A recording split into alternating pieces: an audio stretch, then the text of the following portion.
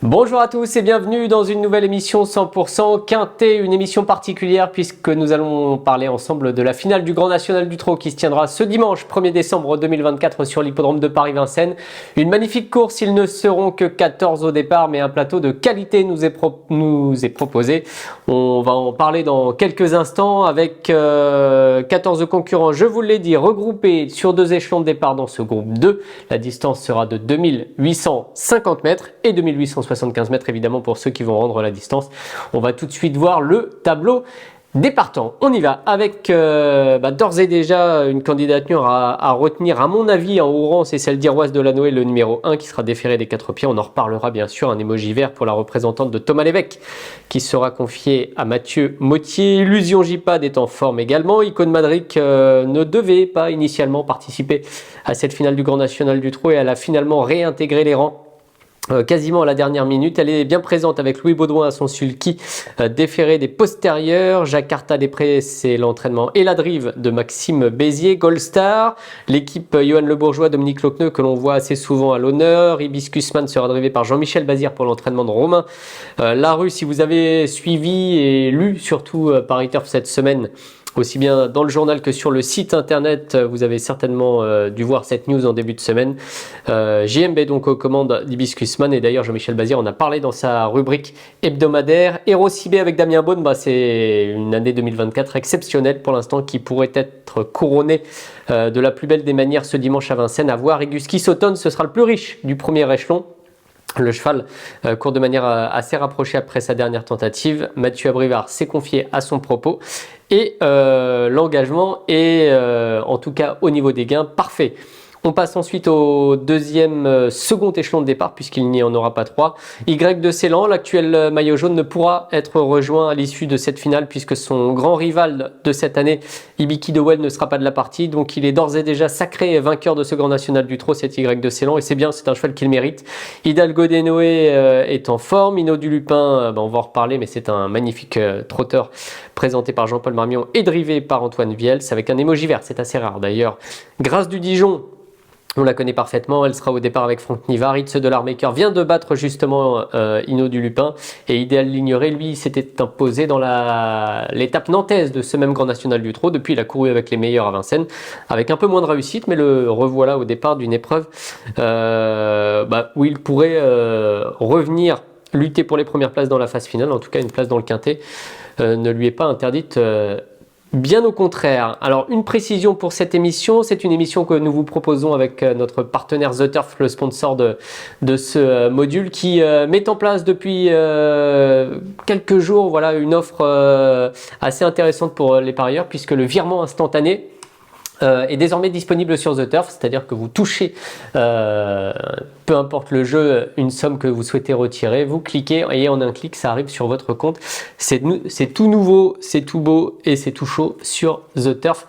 Le virement instantané est disponible. On passe maintenant au prono de la course, on est là pour faire le papier et on va le faire tout de suite dans la deuxième partie de cette émission.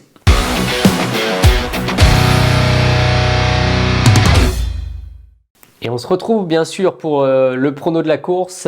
Vous connaissez le principe, 5 chevaux dans un ordre préférentiel, ça a été extrêmement dur. Je vous le dis avant de commencer, d'en détacher 5 particulièrement puisqu'ils sont 14 et quasiment 14 chances de terminer dans le Quintet. En tout cas, ça va être une course très très intéressante à suivre ce dimanche sur l'hippodrome de Vincennes. On commence avec super crack Hino du Lupin qui est au départ pour Jean-Paul Marmion, je l'ai dit. Émoji vert déféré des 4 pieds, Antoine Viels à son sulky.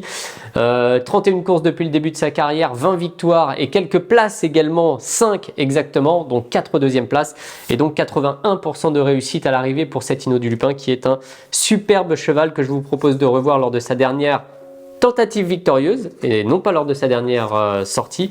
C'était sur l'hippodrome de Laval, un peu plus près de ses bases qu'à Vincennes, dans le Grand Prix justement de Laval.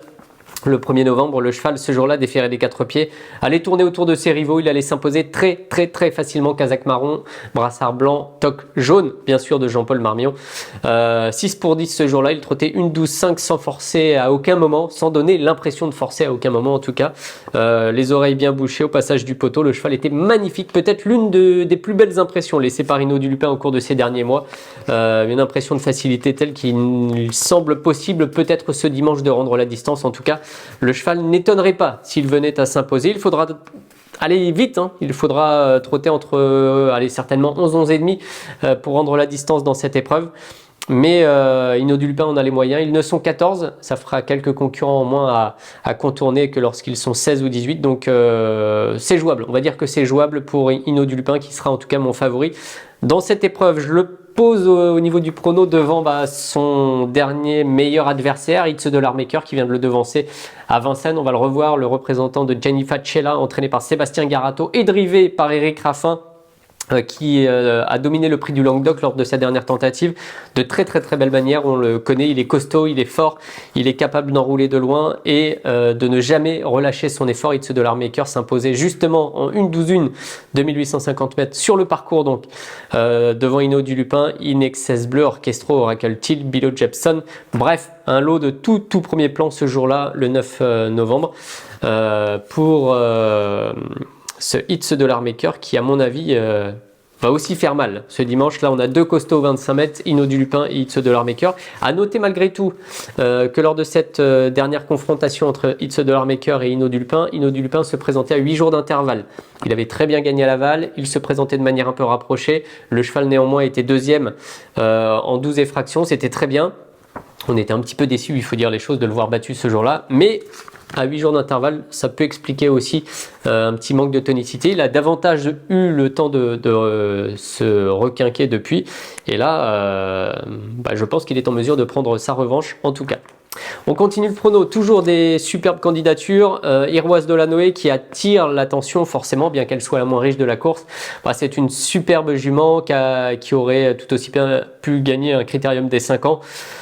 Avec Thomas Lévesque, son entraîneur, qui la confie cette fois à Mathieu Mottier, l'homme en forme de ce début de meeting, ça peut compter, évidemment ça peut compter. Une carrière pour l'instant light au niveau des performances pour Iroise de la Noé, puisqu'elle n'a couru que 22 fois. Mais par contre au niveau des résultats c'est superbe et presque parfait, puisqu'elle a gagné 7 courses, elle s'est classée 7 fois dans les 5 premiers et souvent au 2e ou 3e place. Elle a 73% de réussite à l'arrivée et elle représente pour les joueurs de Quintet une candidature sur laquelle il faut pencher un œil très attentif. On va la retrouver à Laval également, qui peut être une piste de référence pour cette finale du GNT.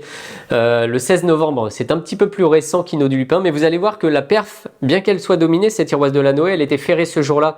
Et donc la casaque de Thomas Lévesque, on la retrouve en tête. La jument ne va pas pouvoir repousser Indy de Gire, qui a été présenté déferré des 4 pieds, lui, au contraire. Et ferré, Iroise de la Noé, en terminant deuxième, trotté une 12-4. Alors, à titre de comparaison, et il faut toujours comparer ce qui est comparable, Hinault du Lupin s'imposait déferré des 4 pieds le 1er novembre à Laval en 1-12-5. Donc, elle trotte un dixième plus vite, avec ses fers. Attention Iroise de la Noé qui est capable de frapper un grand coup dans cette finale du GNT. On va voir si elle a vraiment ou pas retrouvé la plénitude de ses moyens. En tout cas, la candidature, quand on lit le papier, attire l'attention forcément. Alors une autre candidature qui attire l'attention, c'est celle d'Héros Cibé, puisque c'est un peu la star de cette année 2024. Il a couru à 10 reprises pour 9 victoires et une 2e place. 100% de réussite, magnifique à plusieurs reprises, que ce soit dans les étapes du Grand National du Trot, que ce soit à Vincennes également, et on va le retrouver le 5 novembre dans le prix d'Arcachon, c'est sa dernière victoire en date. Le cheval s'imposait, numéro 13 à l'Autostar, il trottait une 10-6, il était proposé à 3 pour 10, une énorme confiance qu'il a su justifier avec autorité. Quand bien même Edic Gemma, le représentant de Marc Sassier, terminait fort également à son côté, en une 10-6 également. Donc on se rencontre aussi en citant les adversaires ce jour-là d'Héros Cibé, Edic Gemma, Ede Darling, Happy Danica, Ghostbuster terminé dans le quintet. On se rend compte aussi qu'il a affronté des lots cette année parfois un petit peu moins forts. Donc là, c'est vraiment une grosse opposition. C'est peut-être la course la plus dure, et c'est certainement d'ailleurs la course la plus dure qu'il a disputée depuis le début de l'année. Mais sa musique est telle qu'on est obligé de lui faire une place, évidemment. dans le quintet. Et puis je vais terminer avec Hibiscus Man. J'en ai un petit peu parlé déjà en préambule au niveau de la présentation des partants. Il y a beaucoup de choses à dire dans cette finale du GNT. Le cheval vient de gagner avec Eric Raffin qui avait presque pléthore de possibilités entre Hibiscus Man, It's a Dollar Maker, Ibi Kidwell finalement qui ne sera pas de la partie. Le cheval vient de trotter une 11-8. Eric Raffin opte pour It's a Dollar Maker à 25 mètres. C'est qu'il doit penser qu'il est capable de lui rendre la distance. En tout cas, Hibiscus Man, on le revoit dans le prix d'Argentan le 9 novembre. Il allait repartir sans cesse, comme il sait le faire, et s'imposer devant Ignato Piergi, Isofu Duchesne, Gold Star, qui sera également de la partie, je le précise, ce dimanche. En tout cas, une bien belle perf de la part du représentant de Romain Larue, qui est assez rarement finalement déféré des 4 pieds, 4 fois en 2024. Drivé par Jean-Michel Bazir au premier poteau. Bref, ça fait beaucoup d'atouts.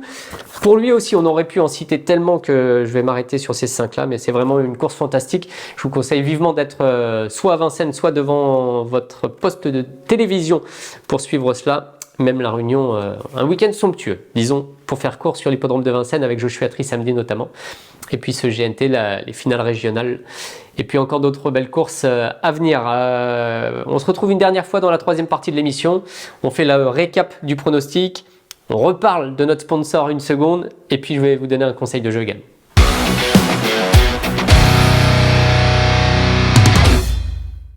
Allez, dernier rendez-vous de l'émission, c'est une course vraiment passionnante, hein, vous l'avez peut-être senti au travers de mon propos, mais on a envie de parler de tous les chevaux, on n'a pas le temps malheureusement, mais on va se concentrer sur les 5 premiers. Alors, je récapitule: le 11 Inno du Lupin, le 13 It's a Dollar Maker, la Siroise de la Noé, le 7 Hero Cibé et le 6 Hibiscus Man dans cette finale du Grand National du Trot et dans cette émission 100% quintet, sponsorisée, je le rappelle, par notre partenaire The Turf, qui met depuis quelques jours seulement une nouveauté en place, c'est le retrait instantané de vos gains.